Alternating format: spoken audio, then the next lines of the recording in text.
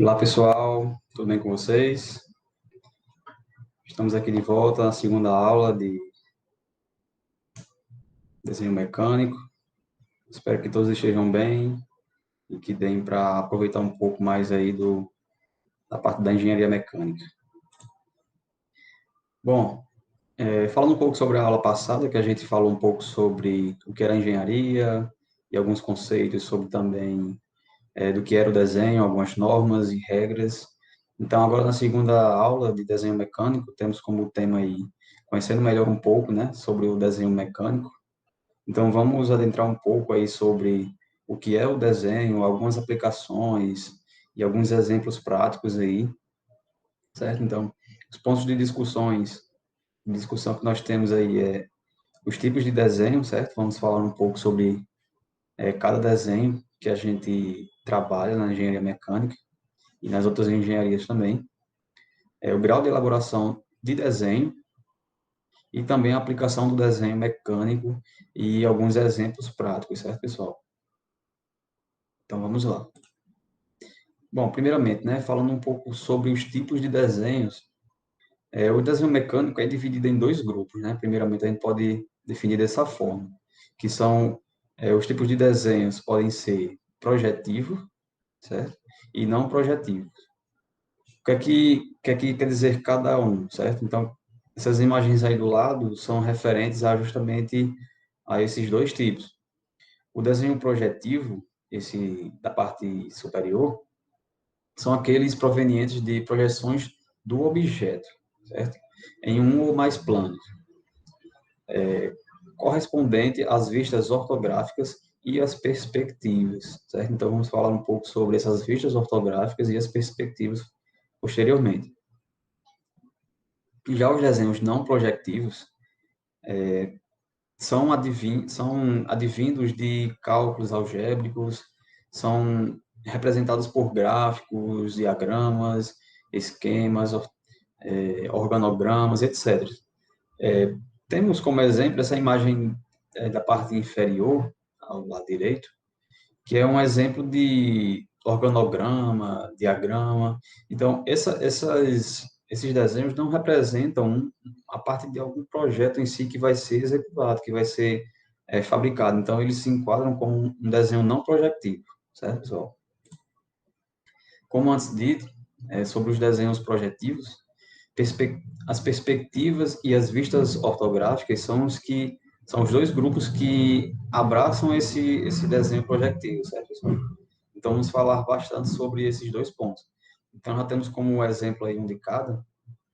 Perspectiva, essa do lado esquerdo, e a do lado direito, um exemplo também de vistas ortogonais, certo? Dessa mesma peça. Então, a gente já vê uma certa diferença que as perspectivas, elas já têm já tem uma imagem voltada mais para uma peça real, em 3D, certo? E as vistas ortogonais é como se fosse um desenho de apenas uma face do objeto em si, certo? Como podemos ver aí. Entrando um pouco mais detalhado aí sobre as perspectivas, certo? Elas são figuras resultantes de projeções cilíndricas ou cônicas, certo? As perspectivas, elas se dividem em esses dois tipos, cilíndricas ou cônicas, sobre um único plano, certo?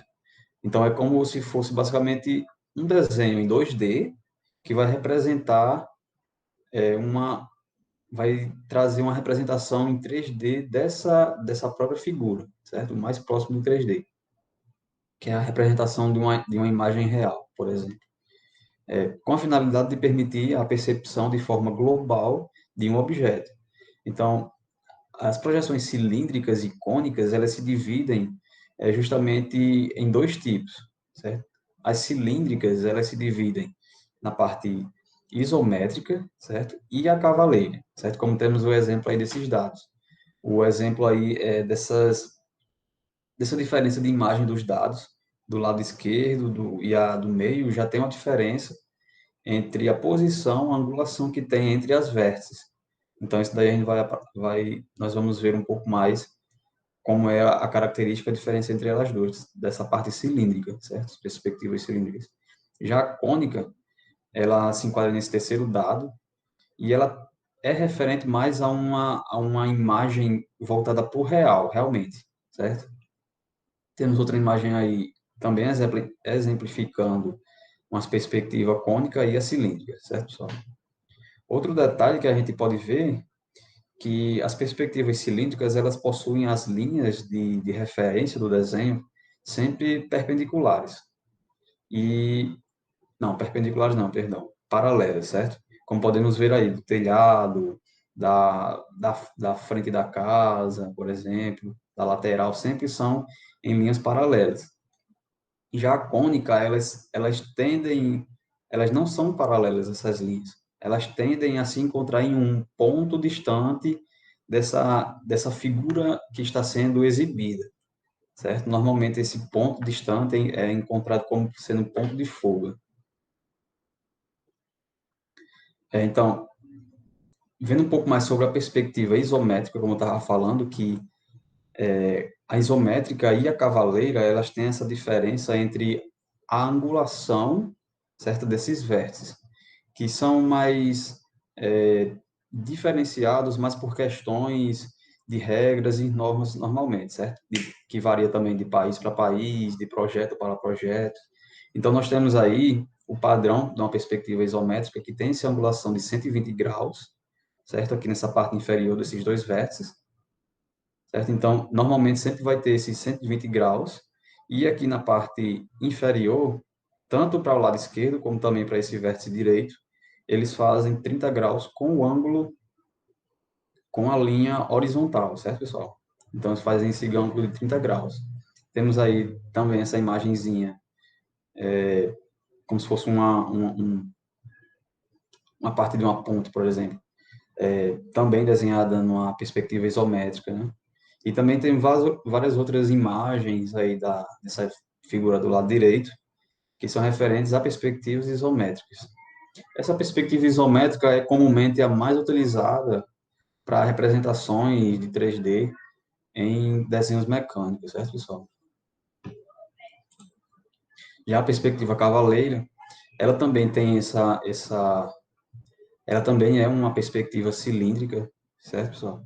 Que tem as suas linhas paralelas entre si, só que se diferencia essa questão da angulação que se faz com a horizontal, certo? Como podemos ver aí a diferença que tem de 15, 30, 45, até 75 graus.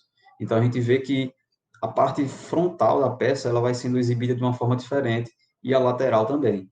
Então, isso daí é uma definição que tem para essa parte da perspectiva cavaleira.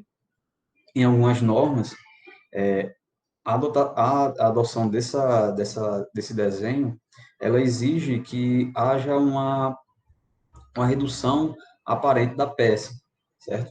Esse alongamento, quando a gente vai fazendo, ampliando ou reduzindo essa angulação com a horizontal, então ela vai meio que escondendo a lateral da peça, assim como também mostrando mais da lateral. Então, às vezes se faz necessidade de aplicar esse coeficiente de redução da peça. Mas, comumente, é mais utilizado a perspectiva anterior que a gente viu, a isométrica, certo? É mais comum encontrar a isométrica do que a cavaleira. Já para as perspectivas cônicas, como eu estava falando, se refere mais a desenhos que ilustram mais o real, certo? Por isso que eu trago essa imagem aí desses edifícios, que, como vocês podem ver, as linhas, elas não são paralelas entre si, elas se encontram em um ponto bem longe, certo? Vocês podem perceber que há um, um ponto em que elas vão se encontrar lá em um horizonte. Então, esses pontos são chamados de pontos de fuga. E esse tipo de perspectiva cônica, elas são mais referentes, elas são mais utilizadas para obras de arte também, e algo desse tipo, certo, pessoal? Em áreas de projeto em si, elas não são muito utilizadas.